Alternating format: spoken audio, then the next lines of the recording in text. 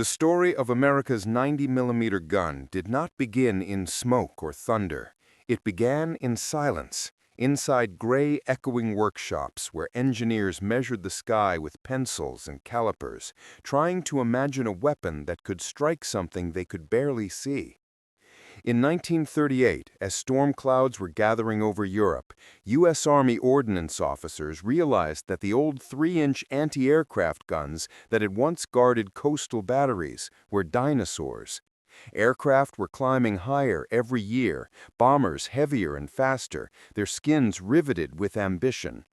The Luftwaffe had not yet darkened the skies of America or Britain, but anyone reading the reports from Spain or the whispers from Berlin knew what was coming. "If war comes," one engineer at Waterfleet Arsenal murmured during a late-night meeting, "we will need a gun that can reach the unthinkable." Thus began the race to build a weapon that could hurl steel to over 30,000 feet, a spear aimed at the heavens. The first drawings were conservative, a longer barrel, bigger breech, new recoil system. But the designers quickly realized that they were stepping into entirely new territory. They were planning not a bigger gun, but a different kind of gun, one that could predict where a plane would be, not where it was. Early prototypes fired beautifully in ground tests, but anti-aircraft gunnery was a merciless discipline. Hitting a fast-moving aircraft at 10 kilometers required more than a long barrel. It required mathematics. It required timing fuses accurate to milliseconds. It required a brain. At the time, American gunners still used optical coincidence rangefinders and slide rule calculators. Against slow biplanes, they were adequate. Against a modern bomber flying 300 miles per hour, it was guesswork dressed up as doctrine. At Aberdeen Proving Ground, the first 90mm gun, later designated M1, was test-fired in 1940. The gun bucked like a living thing, sending a shockwave across the range. Shells arced into the upper atmosphere, small glints of silver that disappeared into cold blue nothing. Engineers watched the vapor trails and imagined them bursting into the path of a Heinkel or Dornier. The weapon could reach the heights they demanded. What it lacked was the ability to know when to fire. In those early years before radar matured, the 90mm was a spear without a hunter. Gun crews thrilled endlessly, guessing lead angles, adjusting elevation by instinct, practicing the dance of loading and tracking. They trained in rain and frost, under the glow of barracks lamps at night, aware that one day they might defend cities whose names they did not yet know. One sergeant recalled his first impression vividly. It was tall, thin, mean-looking, like it wanted to stab the sky. Then came December 7, 1941.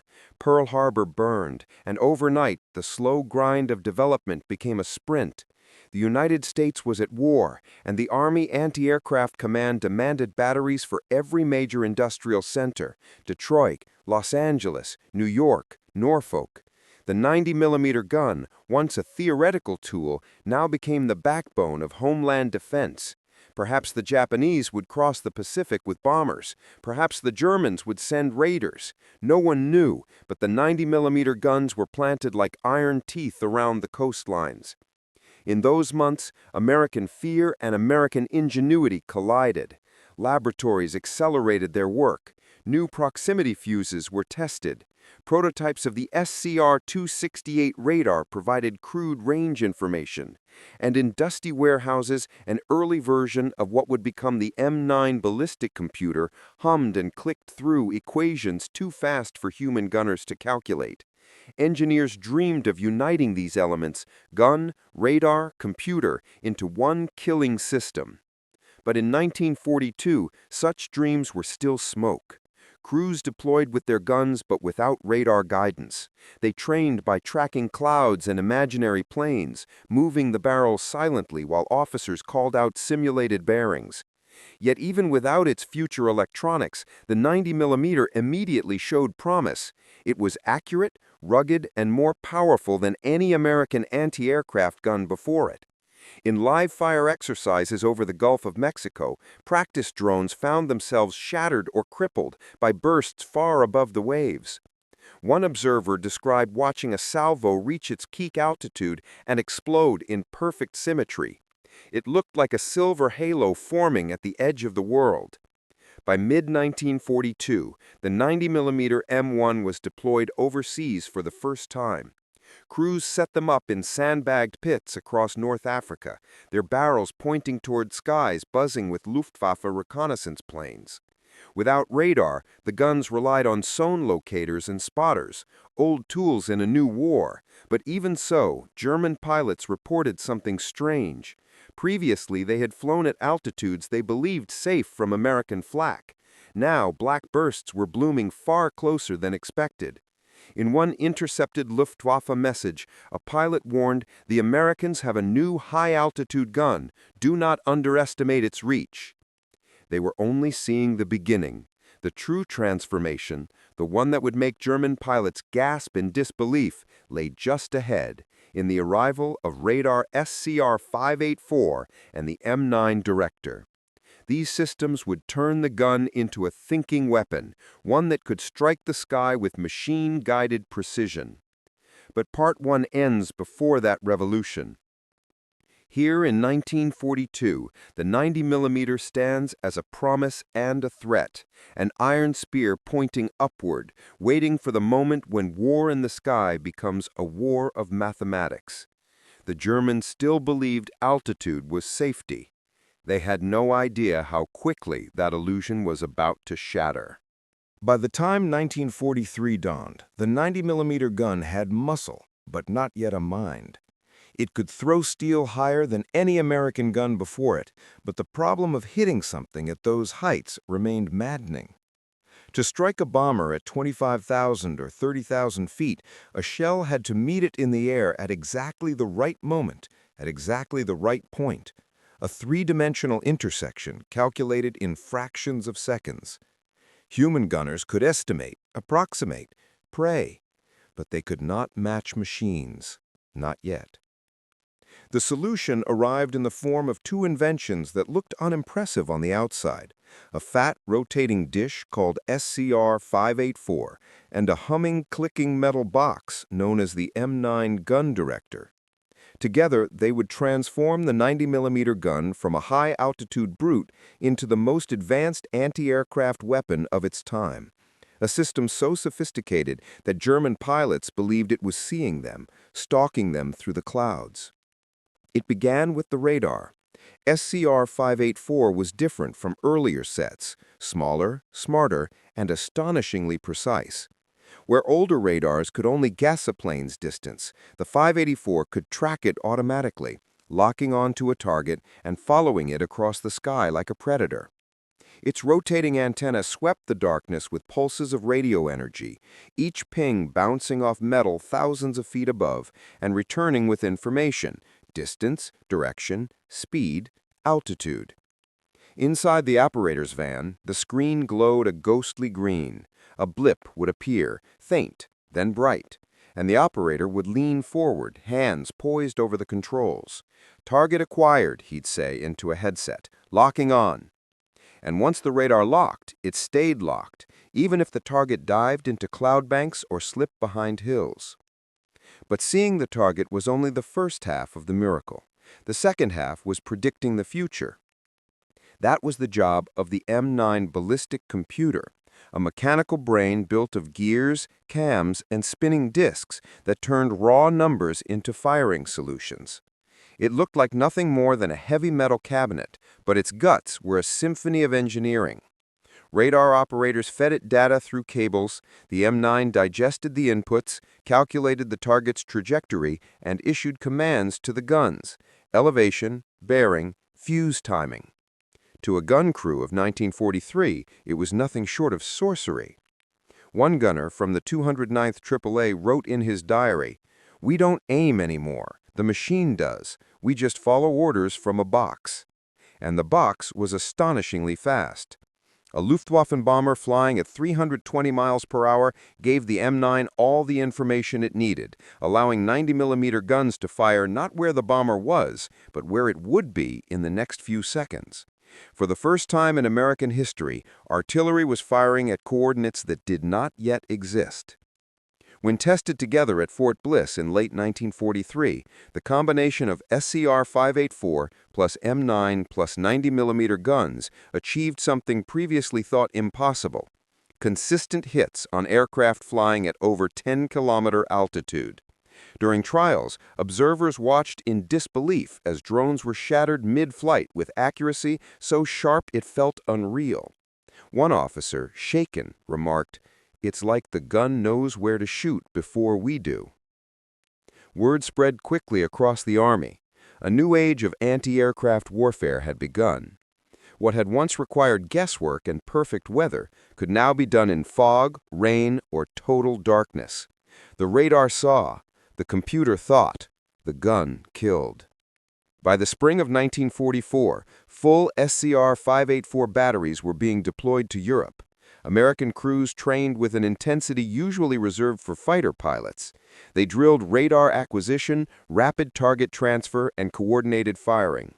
A 90mm battery with radar became something entirely new, a machine-linked organism. The process moved like choreography. Radar locks target. M9 computes firing data. Fuse setters spin time fuses to the millisecond. 90mm guns elevate automatically via power drives. Battery commander calls, "Fire." Then a synchronized eruption of thunder. Shells screamed upward in perfect arcs. At 20,000 feet, timed fuses burst, creating expanding spheres of shrapnel at the exact altitude and airspeed of the incoming plane. German bomber crews could hardly fathom what was happening.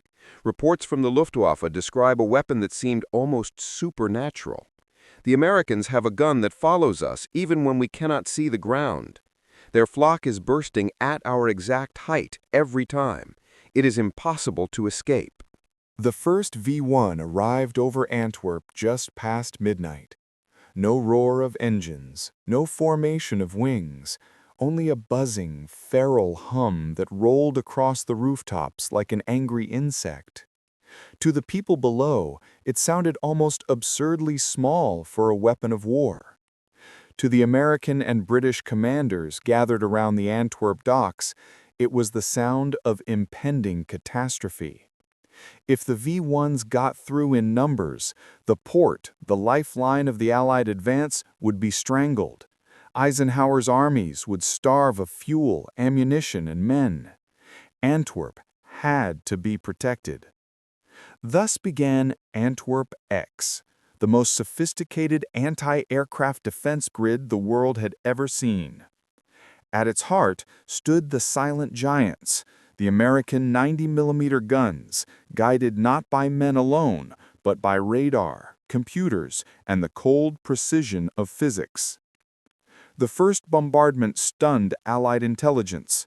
Germany was launching hundreds of V-1 flying bombs from positions in the Netherlands, sending them arcing toward Belgium at over 400 miles per hour. They flew low, fast, and unpredictably. Fighters had trouble intercepting them. Conventional AA fire burst behind or below them. And their warheads, nearly a ton of high explosive, could flatten warehouses, sink troop ships, or detonate among packed supply yards.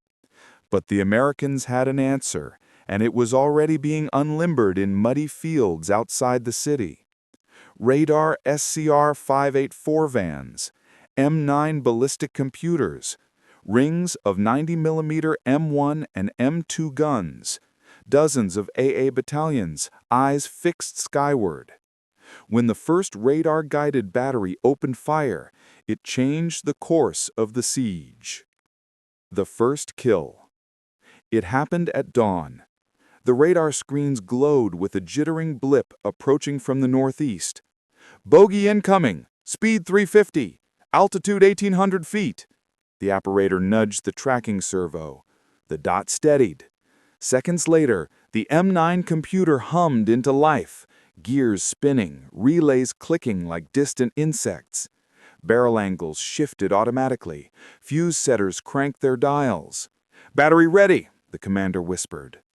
The V-1 came into view, a flicker of wings, a pulsing exhaust flame.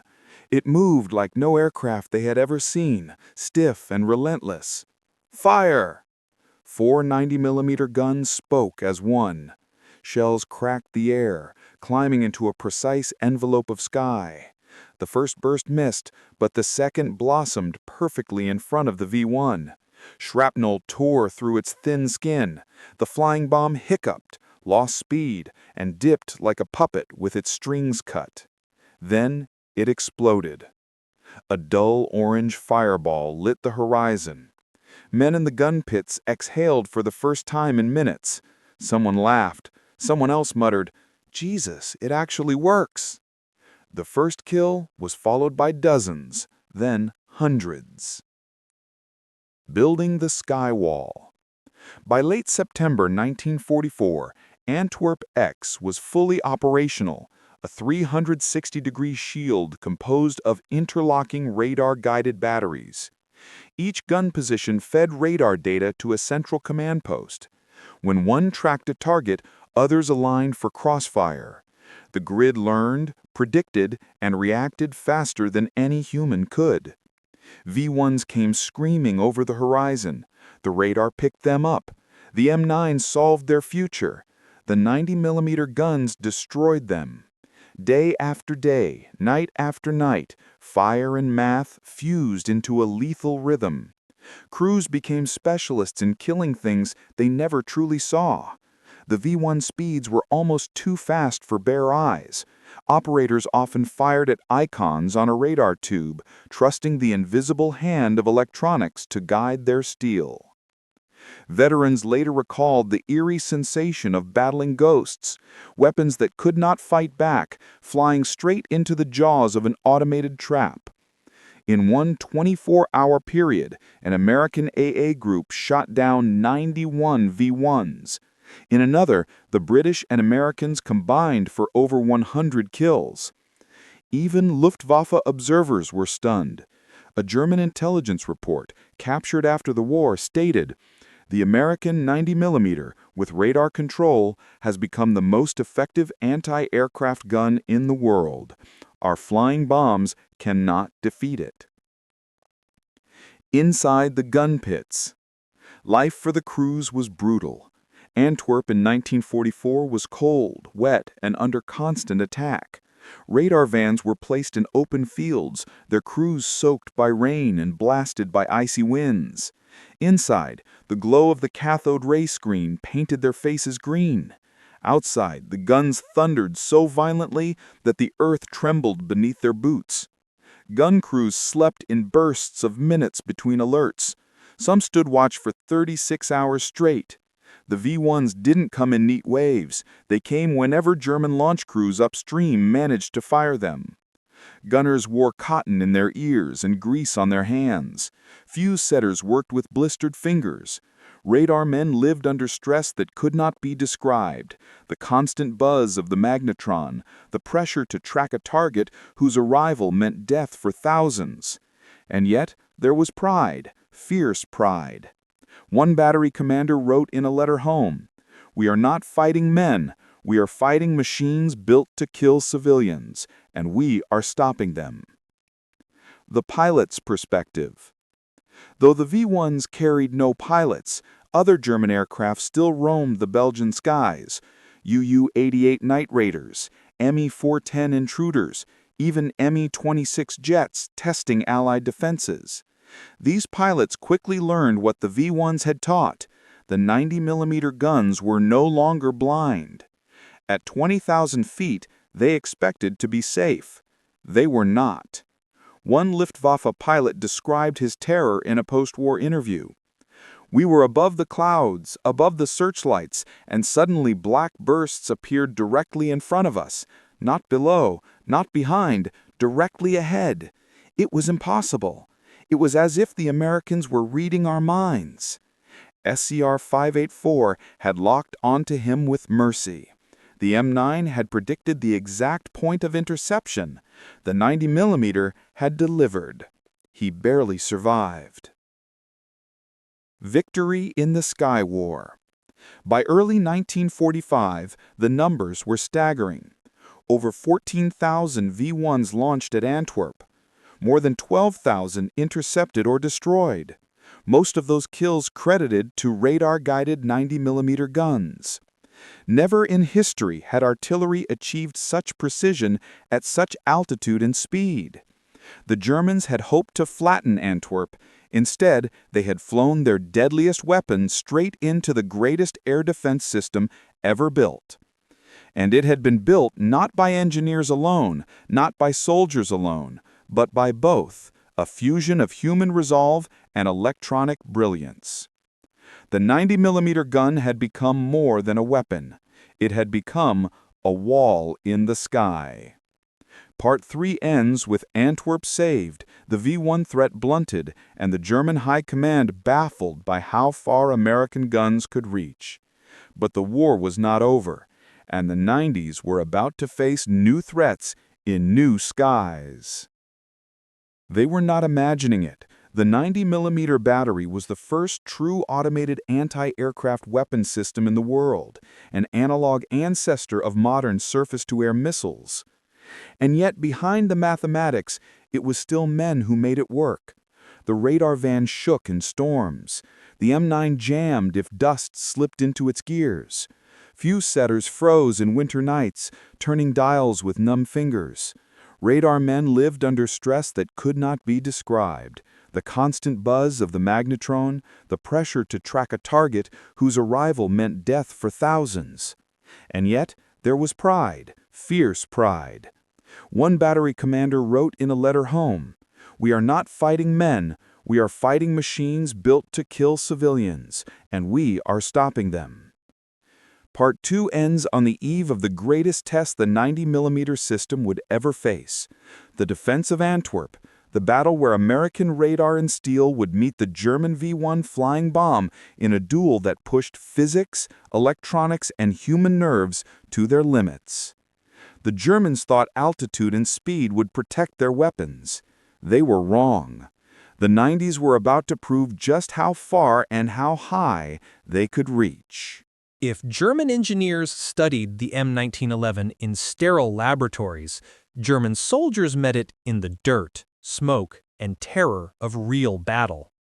In North Africa, Italy, and later France, the weapon's reputation spread not through documents, but through gunfire, through the distinct, heavy bark of a .45 pistol echoing across the dust and rubble. To most Wehrmacht infantrymen, the first encounter with the American sidearm came as shock, not analysis. They had grown up trusting the Luger P08, an elegant, slim 9mm pistol with a precise toggle lock action. It looked like a surgeon's instrument, sleek and mathematical. But in the chaos of battle, that elegance became fragility. When the fine sand of Tunisia worked into its mechanism, it seized. When mud splashed from Italian rain-soaked trenches, it jammed. The M1911, by contrast, shrugged off conditions that silenced the Luger. Reports from German frontline units in 1943 and 1944 tell a quiet story of astonishment. Captured pistols, taken from fallen Americans, were often tested immediately. In an after-action note from a Panzer Grenadier regiment near Cassino, an officer wrote, "The American pistol is large, heavy, and crude in appearance, yet it shoots powerfully and without failure. Its recoil is strong but manageable. The weapon continues to function even when wet or fouled with dirt. Ours do not." In another account from Sicily, a German paratrooper, Obergruppeiter H. Kraus, described how his squad had seized an American officer's gear during a nighttime skirmish. Among the items was a Colt M1911A1, still warm with half a magazine left. Kraus fired it experimentally the next morning and noted in his diary, "The barrel moves strangely when fired, and the slide feels slow like a machine part from a vehicle. But the power is astonishing. The round makes holes in metal cans that my P08 only dents." That realization that the American sidearm was designed not for finesse but for dominance began to change how the enemy viewed it. The .45 ACP round was not fast, but it was heavy. It transferred nearly all its energy to the target. A hit to the torso could knock a man down, even if not instantly fatal. German medics in Italy nicknamed it Der Hammer, the hammer, because of the way it dropped soldiers at close range. It was not uncommon for wounded troops to describe being hit by a small cannon. The difference in impact between 9mm and 45 ACP was not theoretical. It was felt in bones and muscle. The 1911's behavior under stress fascinated those who handled it. It could be cocked, carried, and fired with simplicity that made sense in combat chaos. There was no decocker to manipulate, no toggle to fuss over, just a safety, a grip, a trigger. The grip safety, initially seen by German engineers as redundant, became a point of admiration among captured weapon analysts once frontline troops began to describe how effectively it prevented accidental discharges. Even under adrenaline and exhaustion, soldiers could trust the weapon not to fire unless they meant it to. German officers, usually quick to criticize enemy equipment, began issuing pragmatic acknowledgments. In one captured field report from March 1944 from the 1st Parachute Division, an Oberlieutenant wrote, "The American pistol is large, heavy, and crude in appearance, yet it shoots powerfully and without failure. Its recoil is strong but manageable. The weapon continues to function even when wet or fouled with dirt. Ours do not." This was the heart of the revelation. The 1911 wasn't built for perfection, it was built for imperfection. It was built for mud, fear, fatigue, and the trembling hands of soldiers who hadn't slept for 3 days. When American GIs were asked about their sidearm, their responses were rarely technical. To them, the 1911 was just there, a quiet, reassuring weight on the hip. It fired when needed, it didn't jam, and it hit hard. Infantrymen carried it in canvas holsters darkened by sweat, aviators kept it in shoulder rigs, and tank crews stored it under seats. It wasn't glamorous like the Thompson or the Garand, but to those who used it, it was something almost sacred, the weapon of last resort that never failed. In the jungles of the Pacific, Marines carried it through mud, blood, and humidity that would kill most mechanical systems. They dunked it in rivers, dropped it on coral, and still it fired. "You can drown it, and it'll cough up a bullet anyway," wrote one corporal after Guadalcanal. When Japanese soldiers charged through the darkness screaming "Banzai," the heavy crack of a .45 often ended the charge in an instant. The Colt had no elegance there, only survival.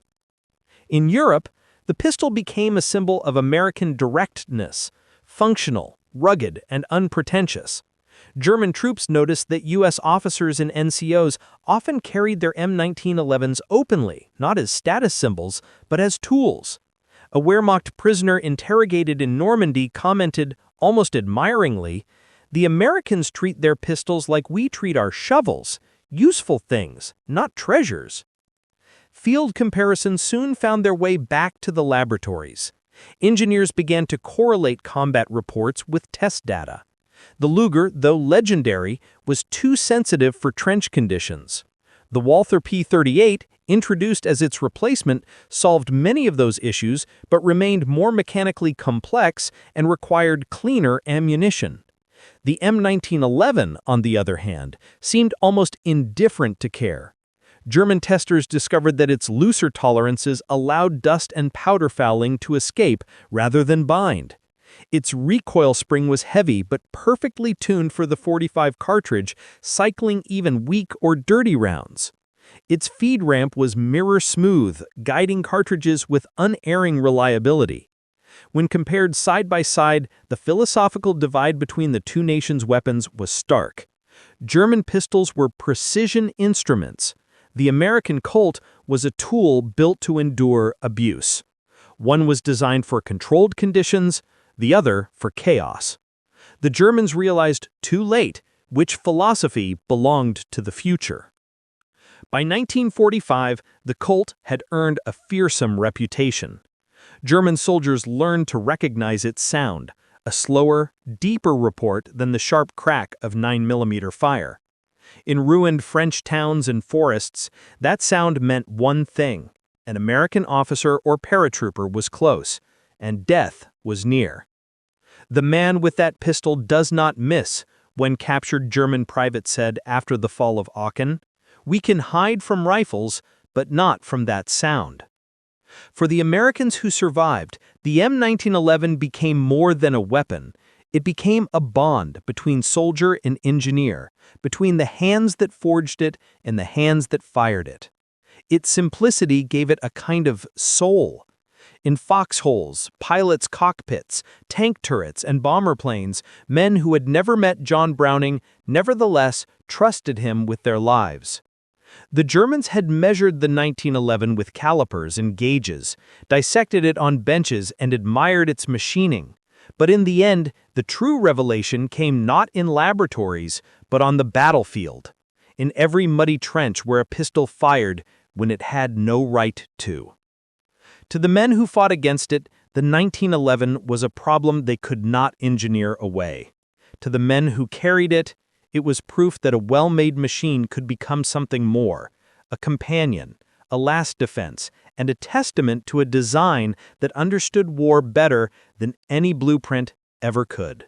When the guns finally fell silent in Europe, the 90mm batteries stood like monuments, steel silhouettes against a sky they had spent 2 years defending.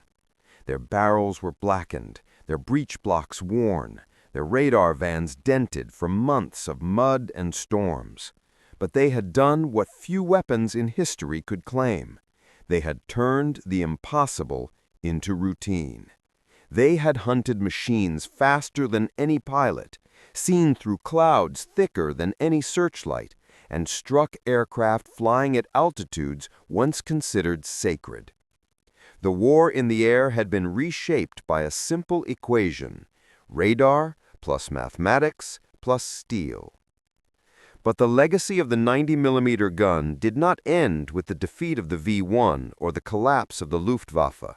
Its story continued in unexpected ways, first on the ground, then in the doctrine books, and finally in the way future generations understood warfare itself.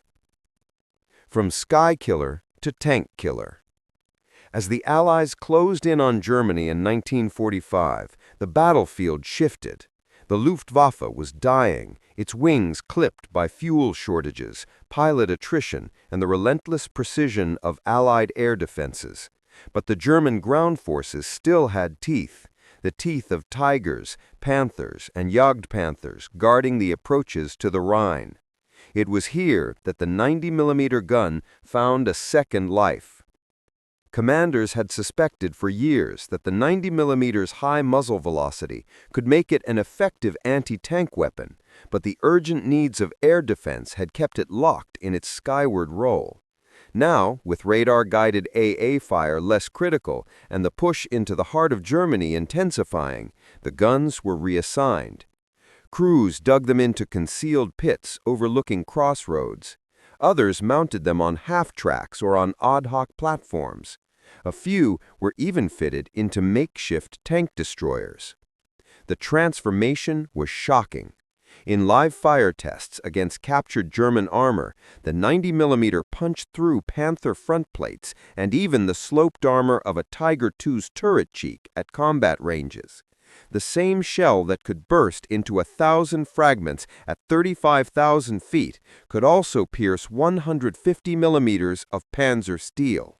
The gun's reputation shifted almost overnight, from guardian of the sky to slayer of giants on the ground. The U.S. Ordnance Department took note.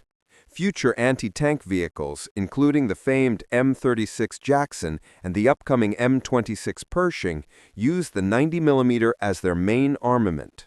The weapon had crossed domains, proving that great design transcends the role for which it was born. A blueprint for the future. Controlled warfare. The true legacy of the 90mm gun was not its power, it was the method. Before the SCR-584 and M9 Director, anti-aircraft fire had been a game of luck and eyesight. After them, it became science. For the first time in human history, machines could detect a target without visual contact, calculate its future position, adjust guns automatically, and fire at a predicted point in space and time. The 90mm was not just a gun. It was the ancestor of the guided missile. Military theorists studying the Antwerp defense realized they were witnessing a new paradigm, one where weapons were no longer pointed by instinct, but by data. Decades later, the world would see that paradigm fully realized in surface-to-air missile systems, fire control radars on naval ships, jet-age interceptors using radar gun sights, and automated AAA like the Soviet KS-19 and the US M51 Skysweeper, and eventually guided rockets, Patriots, and digital air defense networks. Every one of them owed a conceptual debt to the 90mm plus SCR-584 plus M9 triad. The human legacy. Yet beneath the technological triumph lay the quieter legacy of the men who served behind the machines. The radar operators who stared at green screens until their eyes swam. The gun crews who froze through Belgian nights, setting fuses with numb fingers. The officers who balanced math and instinct as they commanded networks of steel and electricity. Many never saw the aircraft they shot down. Some never even heard the explosions, only the numbers. They fought an enemy measured in bearings and frequencies, not faces. After the war, some of these men became engineers. Others taught physics. Some went home and never touched a circuit again. But all carried the memory of a strange, modern kind of combat. A war fought between invisible machines, invisible signals, and invisible moments of life and death. One radar man described it decades later. "I didn't shoot at airplanes. I shot at predictions." Respect from the enemy. German pilots, too, remembered. Interrogation reports from 1945 contain a recurring sentiment, awe. One Me-410 pilot said, "Your flak chased us into the clouds." Another wrote in a private letter, "It was like the Americans had turned mathematics into a weapon." And a Luftwaffe officer responsible for V-1 operations admitted, "We thought altitude would save us. We were wrong."